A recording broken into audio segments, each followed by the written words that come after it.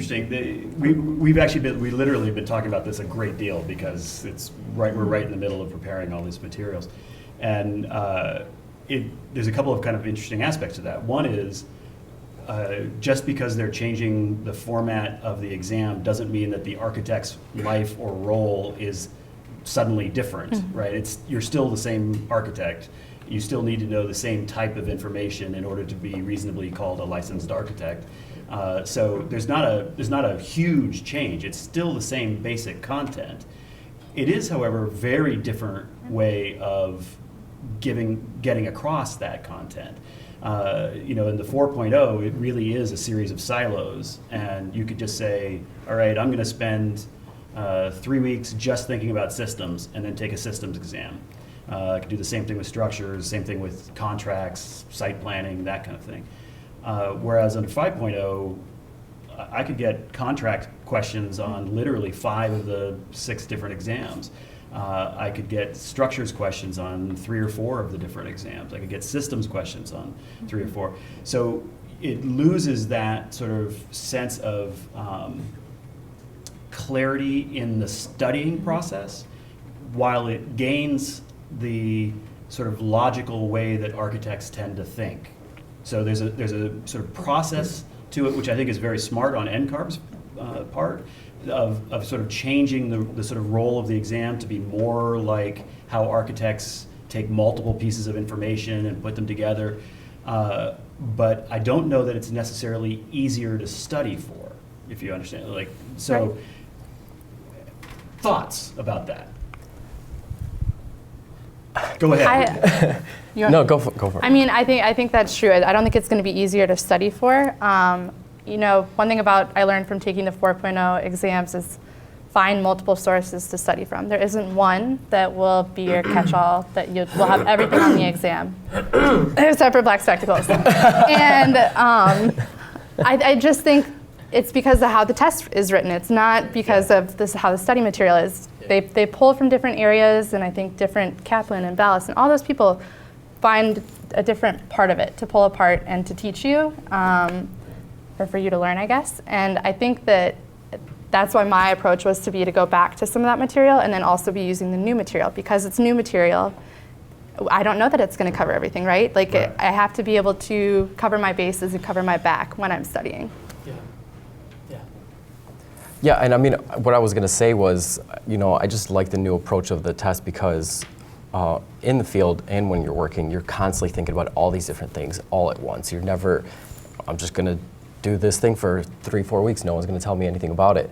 That's never going to happen because, someone's going to be like, well, that's not what we have in the contract. Are you thinking about the structure of this thing? Is it just going to float? All these things, and we all do it. We balance all these things all the time. So I think, the new approach, from an outsider's perspective, not having taken it, I appreciate it. So what you're saying is it's more like being an architect, the complexity of thinking that architects bring to the table. Laura, you're thinking, oh my God, make it easy to study. You guys are nuts.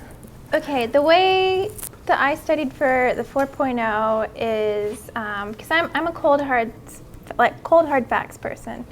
I want to know as much as I can going in. I don't want to rely on, logic and intuition as I'm reading through these random questions. So I would study for every exam about, a good 6 to 8 inches of material. I would cram in 2 weeks and take a test. Tiny, like a fraction, maybe like 1/8 of an inch of that whole stack that I read through was actually material that I saw again on the exam. So if you are a good test taker, the 4.0 it's a little bit ideal because a lot of it is just using your knowledge, your applied knowledge.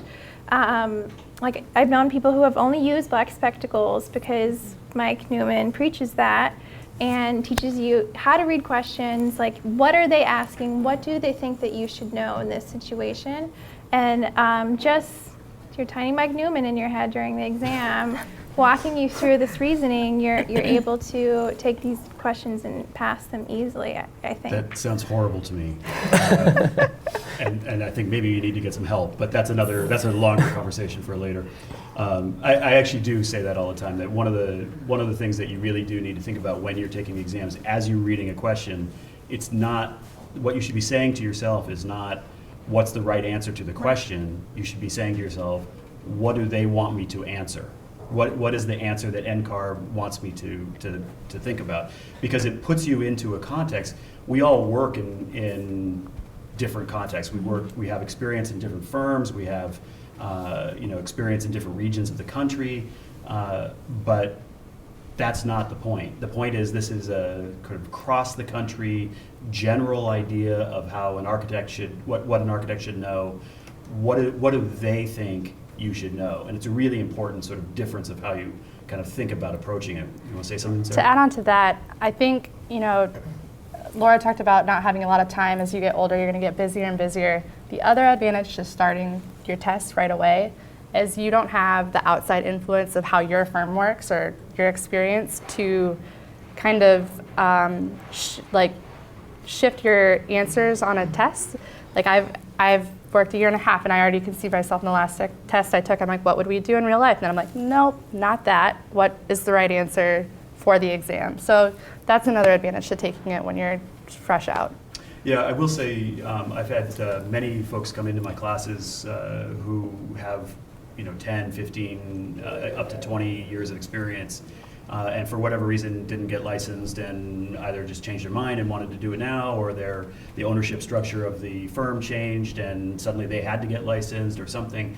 And for those folks, it's actually often much more difficult. You'd think it'd be easier, but often it's much more difficult because they bring so much baggage of knowledge, but it's all very specific knowledge of the way that they've done it in the past, and it's hard to break those chains and think abstractly.